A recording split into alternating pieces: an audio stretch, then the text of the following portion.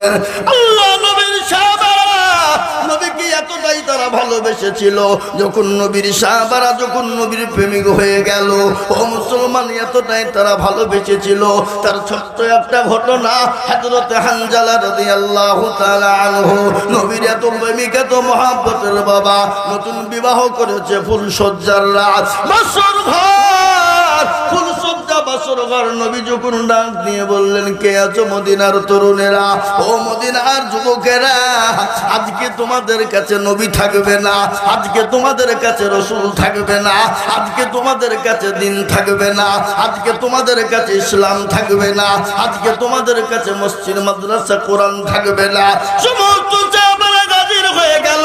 হযরত হানজালা রাদিয়াল্লাহু তাআলা আনহু নতুন বিবাহ করেছে, ফুলসজ্জার রাত, বছর ঘর। তিনি নবীজির কথা শুনে আপনার বছর ঘর থেকে উঠে ওলঙ্গা তরবারি নিয়ে চলতে শুরু করে দেবেন।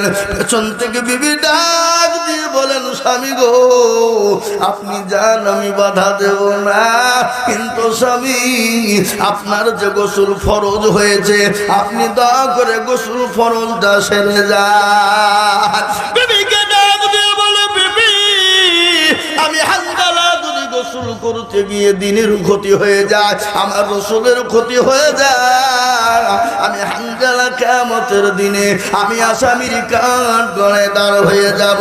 ওরে বিবি শোন, আমি হানজালা চললাম জাহাদের ময়দানে। হযরত হানজালা জাহাদের ময়দানে চলে গেলেন। জোর পরে কাফের বেঈমানদেরকে তিনি জাহান্নামের টিকিট ধরিয়ে দিলেন এবং নিজে শহীদ হয়ে গেলেন। আল্লাহ নবী ডাক দিয়ে বলেন, আমার সাহাবারা, তোমরা লাশগুলোকে এক জায়গায় তোমরা জমা করো, জমা করো। যখন বলা, বিশ্ব নবীর দরবারে একজন মহিলা ময়দানে গিয়ে বলেন, ওগো আল্লাহর রাসূল, আমি জানি যারা শহীদ হয়, শহীদদেরকে কোনো রকম কোনো গোসল করানো হয় না।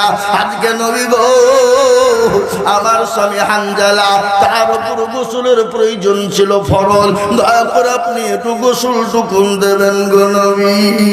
বিশ্ব নবীর লাশ খুঁজে দেখছেন গো। বিশ্ব নবী আপনার সাহাবাদেরকে বললেন, ওরে আমার সাহাবারা, হানজালার লাশটা খুঁজো, তিনি কোথায় আছে? খুঁজো খুঁজো করে যখন কোথাও পেলেন না, আকাশের দিকে নবী আপনার তাকিয়ে দেখছেন, পানি টুপে টুপে টুপে টুপে টুপে পড়তেছে।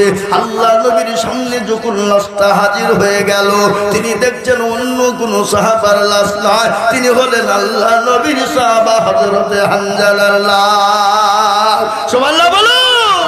বিশ্ব নবীকে এতটাই ভালোবেসেছিল, হাদিসের মধ্যে নবী বলেছেন, লা ইউমিনু আহাদুকুম হাত্তা কুনা হাব্বা ইলাইহি মিন ওয়ালিদিহি ওয়া ওয়ালাদিহি ওয়ান নাসি আজমাইন। ওই ব্যক্তি ইমানদার, পরহেজগার, দিনদার, যে তার নিজের বিবি, বাচ্চা, জমি, গাড়ি, বাড়ি, ধন সম্পদের থেকে আল্লাহ তার রাসূলকে বেশি ভালোবাসে, সেই ব্যক্তি হলো জীবনে সব থেকে স্বার্থপর, সেই হলো স্বার্থ, সে হলো নবীর প্রেমিক, সেই হলো আল্লাহর প্রেমিক। তাই আমি আপনাদেরকে বলবো, হুজুর, আমরা পৃথিবীর জমিনে যতদিন থাকবো, আল্লাহ তার রাসূলকে সব থেকে বেশি ভালোবাসবো।